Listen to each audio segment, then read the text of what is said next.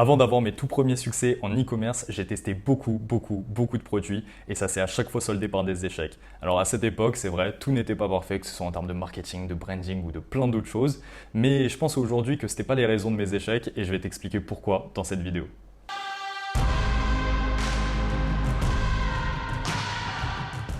En e-commerce, il y a beaucoup de facteurs qui peuvent déterminer si tu vas réussir ou non à générer de l'argent. Il y a les facteurs classiques comme donc le marketing et le branding, c'est par exemple ce que je te disais dans l'introduction, et il existe des centaines d'autres facteurs, dont un qui est très souvent sous-estimé par les e-commerçants, c'est la saisonnalité des produits.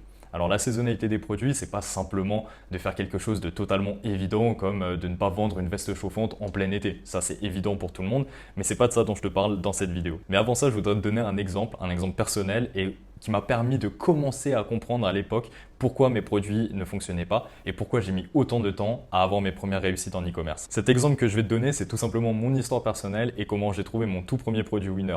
D'ailleurs, ce produit, on va te mettre une petite image quelque part pour que tu puisses comprendre comment j'ai commencé, quel a été mon premier produit, ça pourra être intéressant pour la suite. Ce qui est vraiment intéressant en l'occurrence avec ce produit, c'est que c'est le premier produit qui m'a permis de générer plusieurs milliers d'euros de bénéfices au tout début.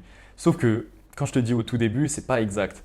J'ai d'abord lancé ce produit sur une boutique qui était relativement cool, qui avait un branding, un marketing qui était relativement intéressant, à des années-lumière de ce qu'on peut faire aujourd'hui.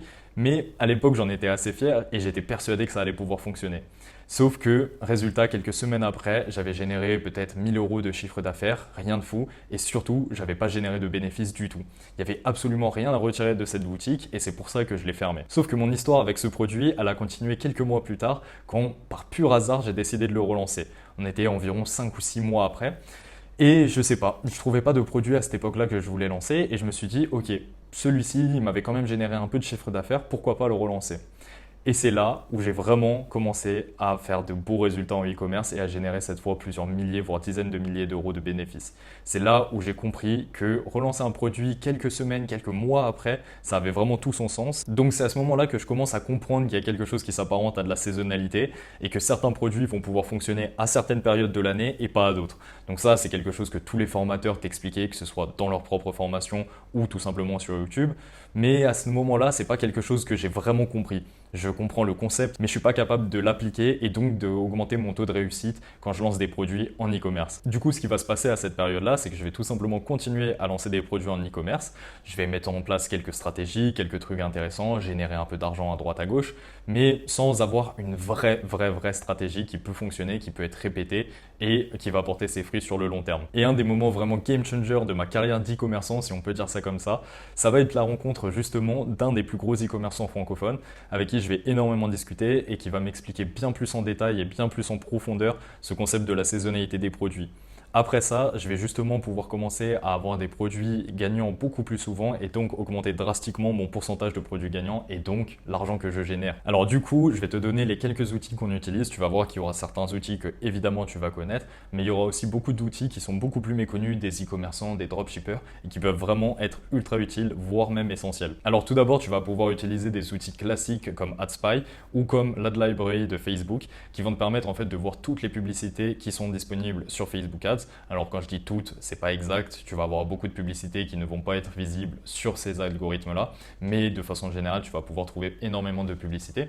Et là où ça va être intéressant, c'est que tout simplement, tu vas pouvoir constater combien de likes, de commentaires et de partages il y a sur ces publications, sur ces publicités. Tout ça, c'est du très basique, tu l'as entendu 1000 fois, mais là où ça va être très intéressant, c'est qu'un des facteurs qui est très important à prendre en compte pour trouver un produit winner, ça va être le nombre de partages et de commentaires qu'il y a sur les publications.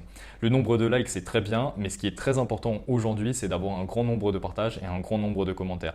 Si nombre de commentaires plus nombre de partages est égal plus ou moins à ton nombre de likes, c'est un excellent indicateur pour trouver un produit winner.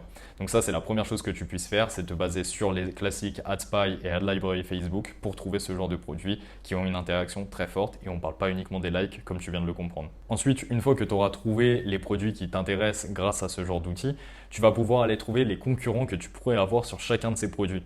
Donc tu vas aller sur leur site et ce que tu vas faire, c'est que tu vas analyser d'une part le trafic qu'ils génèrent avec un outil qui s'appelle SimilarWeb et d'une autre part un outil qui s'appelle Ali Hunter qui va te permettre de plus ou moins savoir combien de ventes sont générées sur le site chaque jour.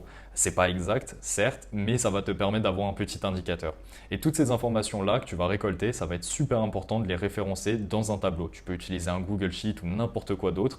L'idée, c'est de pouvoir tout référencer et d'avoir une vision très claire de comment fonctionnent les produits que tu cibles. Et l'un des outils que je voudrais te partager aujourd'hui et qui est très méconnu et très peu utilisé par les e-commerçants, c'est tout simplement d'aller sur Amazon et de regarder comment ça se passe pour les vendeurs de ton produit. S'ils ont des bons avis, très bon facteur. S'ils ont des mauvais avis, là tu vas pouvoir aller regarder précisément ce qui est reproché aux vendeurs et aux produits, essayer de comprendre, voir si tu peux faire mieux et si oui, bien évidemment, essayer de vendre ce produit. Et si jusque-là ton produit répond à tous les critères qu'on vient d'évoquer dans la vidéo, tu vas pouvoir maintenant passer à une étape supérieure et analyser ton produit avec un outil qui est totalement méconnu. Il s'appelle Jungle Scout et il va tout simplement te permettre de traquer avec vraiment une grande précision le nombre de ventes hebdomadaires qu'un vendeur sur Amazon fait avec le produit que toi tu cibles. Ça va te permettre de vraiment estimer la saisonnalité des produits avec une grande précision. Si par exemple un vendeur de ton produit sur Amazon arrive à écouler, je sais pas, 3 ou 4 exemplaires par jour durant 2 ou 3 mois et que tout d'un coup tu vois un pic et qu'il arrive maintenant à en vendre 10, 15, 20, même peut-être plus, ça veut certainement dire que tu es à la bonne période et que c'est ce qu'on appelle la saisonnalité de ton produit. Si par contre, fais attention à ça, tu constates que les ventes sont un petit peu sur le déclin, c'est que tu arrives peut-être à la fin de la saisonnalité de ce produit et que ce ne sera pas intéressant de te lancer dessus. Donc ce que tu vas pouvoir faire maintenant pour optimiser ton taux de réussite en e-commerce, ça va être de tout simplement combiner tous les outils dont on a parlé aujourd'hui dans cette vidéo. Donc tu vas pouvoir utiliser AdSpy, tu vas pouvoir utiliser Facebook Ad Library, donc la bibliothèque publicitaire que Facebook te met à disposition. Tu vas pouvoir utiliser SimilarWeb pour traquer le trafic sur un de tes concurrents. Tu vas pouvoir utiliser AliHunter pour traquer cette fois approximativement le nombre de ventes que ton concurrent fait. Tu vas pouvoir utiliser Amazon pour connaître à peu près les avis, pour savoir un petit peu quelle est la satisfaction client sur le produit en question. Et tu vas pouvoir utiliser Jungle Scout pour aller toujours plus loin et savoir précisément combien de ventes sont générées chaque jour par ton produit pour des vendeurs qui sont sur Amazon. Et toutes ces informations, ce qui va être ultra important de faire, ça va être de les référencer, comme je te le disais tout à l'heure, dans un Google Sheet ou dans n'importe quel autre classeur, de façon à ce que tu aies tous tes produits qui t'intéressent, tous les produits pour lesquels tu penses qu'il y a un vrai potentiel et une vraie demande, que tu vas faire corréler avec toutes les analyses que tu auras fait sur ces différents outils, de façon à connaître de la manière la plus précise possible la saisonnalité de tes produits et donc de savoir quel est le meilleur produit à lancer maintenant et sur lequel tu dois mettre tous tes efforts et une partie de ton investissement financier. Pour autant, tu ne pourras jamais avoir seulement des réussites. Donc ce qui va se passer, c'est que très probablement, tu auras des boutiques qui ne vont pas fonctionner. Ce que je te recommande de faire, c'est de mettre ces boutiques Shopify en pause et de ne pas les couper définitivement, de les conserver, donc de payer un abonnement qui me semble est à 9 $ par mois, de garder ces boutiques et de les relancer de manière ponctuelle. Ça peut être tous les mois par exemple, et peut-être qu'à un moment donné, ça va fonctionner. C'est ça qui est très intéressant avec la saisonnalité des produits, c'est qu'un produit que tu lances à une certaine date peut finalement fonctionner quelques mois plus tard, comme ça a été mon cas avec mon tout premier produit Winner. Ah, et une des choses dont je t'ai pas parlé depuis tout à l'heure, c'est que la saisonnalité des produits concerne tous les produits. Vraiment, même si tu vends des produits ultra mainstream, comme je sais pas, des habits, des montres connectées, ce genre de produits, il existe une saisonnalité des produits et tu ne pourras pas vendre à chaque fois de la même manière durant toute une année. Ça, c'est une évidence. Et encore moins dans un climat assez instable comme le climat actuel, que ce soit d'un point de vue géopolitique ou économique, il y a beaucoup d'instabilité, il y a beaucoup de choses qui se passent et généralement les consommateurs n'ont pas vraiment foi en l'avenir et vont donc tout simplement préférer mettre leur argent de côté, ce qui va avoir pour impact de tout simplement faire baisser drastiquement tes ventes et donc te faire gagner moins d'argent. Donc surtout, n'hésite pas à conserver tes boutiques et à les relancer de manière ponctuelle et peut-être qu'au moment où la situation économique va redevenir meilleure, tu constateras une augmentation de tes ventes puisque l'économie est vraiment intrinsèquement liée évidemment avec le e-commerce et les performances que tu vas faire sur tes boutiques. Je te donne un autre exemple tout simple. Quand il y a eu, il y a quelques mois maintenant, l'augmentation du prix de l'essence, on a vraiment constaté que ce soit sur nos boutiques ou celles des clients que l'on accompagne chez Scaling Area, qu'il y a eu une baisse drastique du chiffre d'affaires et du nombre de ventes. Donc vraiment, les deux facteurs sont totalement liés. Ce qui se passe d'un point de vue économique impacte le e-commerce et il est donc impossible de toujours gagner et d'avoir que des produits gagnants. C'est pour ça qu'encore une fois, j'insiste, il faut vraiment travailler en amont sur la recherche produit, sur la saisonnalité des produits, bien l'analyser, bien la comprendre, pour ensuite sortir les produits avec la plus grande probabilité de réussite.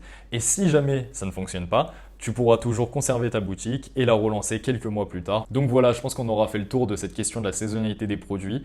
Il y aurait encore énormément de choses à dire dessus, beaucoup d'autres exemples qu'on pourrait donner, mais je pense que dans l'ensemble, tu auras compris de quoi il s'agit. Si tu veux en discuter davantage, tu peux tout simplement nous envoyer un message sur le Instagram de Scaling Area. On est très réactif et on pourra discuter de tout ça ensemble.